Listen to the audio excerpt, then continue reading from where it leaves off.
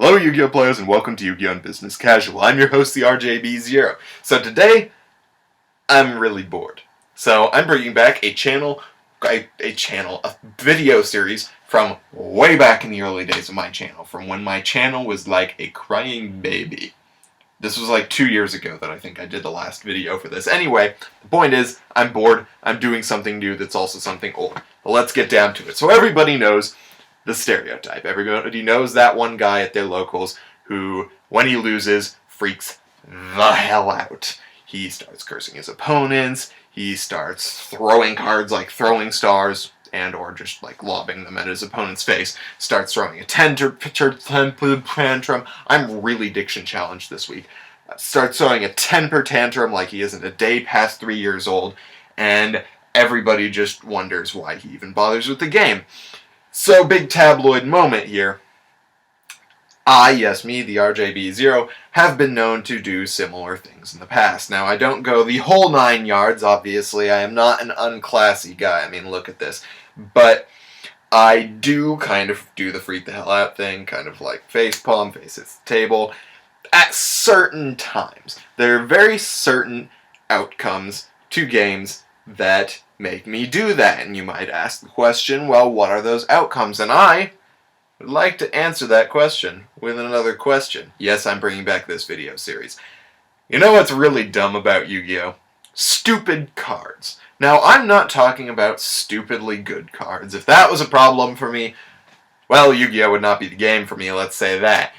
I'm talking about cards that reward my opponent for being a dumbass. They say, go ahead, play your entire hand, use up your entire strategy, don't worry about your opponent's plays, you'll be fine, you'll get them back anyway. And that's a certain list of cards that off the top of my head I can think of 4 in the game right now. They're cards that I don't care if decks use them well, if they're even good, I think they should be gone.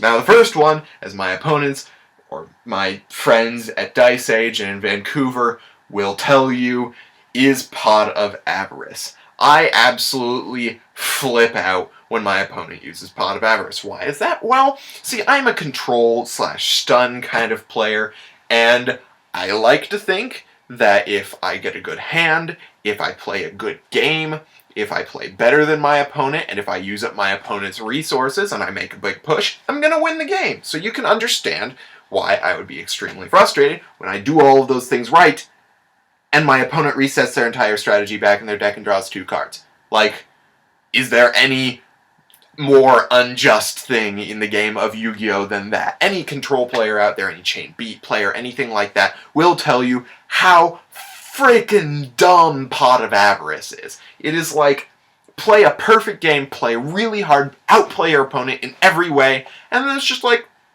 whatever, I'll get it all back. Sucks to be you. So the same thing is kind of true of Super Rejuvenation, except it can't really do it that retroactively, because when Chaos Dragons use Super Rejuvenation, it's just like, overextend, use up your entire hand, go ahead, see if you care in the end phase, because you're just going to get your entire hand back. Like, there's no justice in that. They're just like, whoop, I'll just put out a big eye and a Dragosack and a Light Darkness Dragon and everything will be hunky-dory at the end phase because I'll still have 6 cards in my hand. It's stupid. And the same thing is kind of true of Gateway and Ultimate Offering, which are my last 2, because I suppose they're not quite as great because A, they're MSTable and you have to continue making plays in order for them to replenish your hand and reward you for making those plays. So if you stop their plays, they're okay. But still, it's kind of like giving you the go-ahead to use your entire hand and there's no risk involved. These cards just reward players for being stupid, for overextending themselves. It gives players no fear of an opponent's strategies because don't worry about it, we got you covered.